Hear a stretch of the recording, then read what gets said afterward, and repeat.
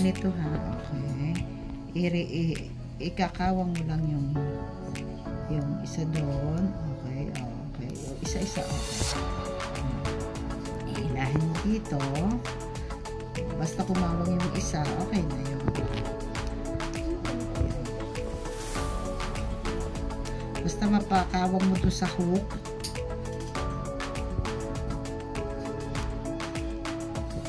Tapos, magtitira ka ng isa, ha? Para hindi gumalaw yung wire.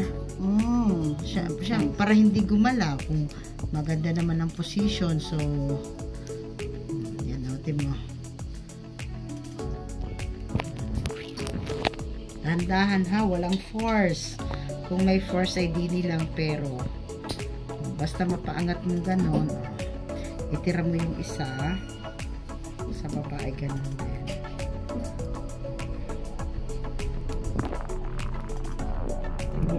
Ayun din, no?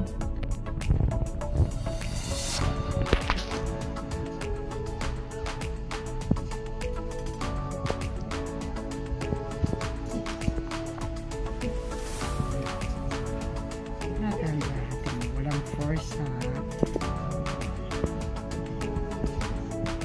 So, pag-stretch sa stretch, o mo, madali na. Okay? Didiin mo ganon. Okay. Ha? O, yun na, ilay.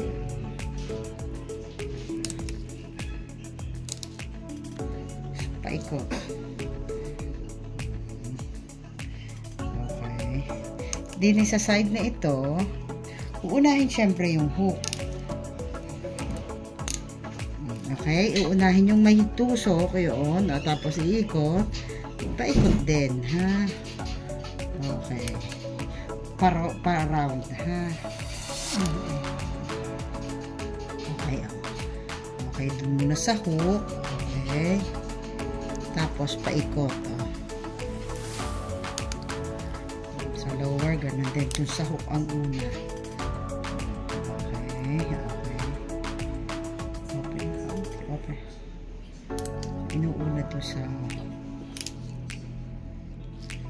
babanating banat na banat. Hindi, walang force na maigit.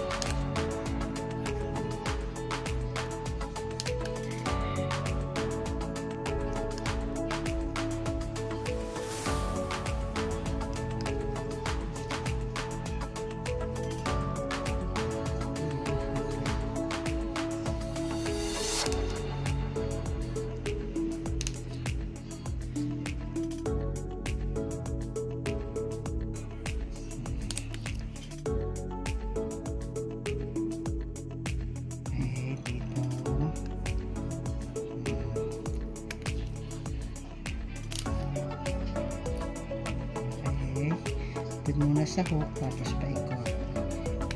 Diba walang force?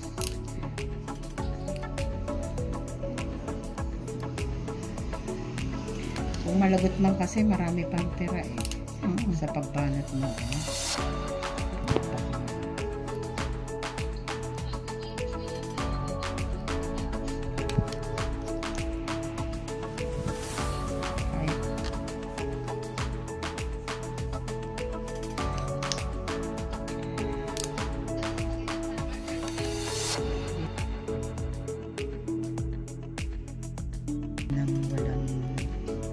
Alisin mo lang, o ibaba mo yung wire, o balik mo ulit.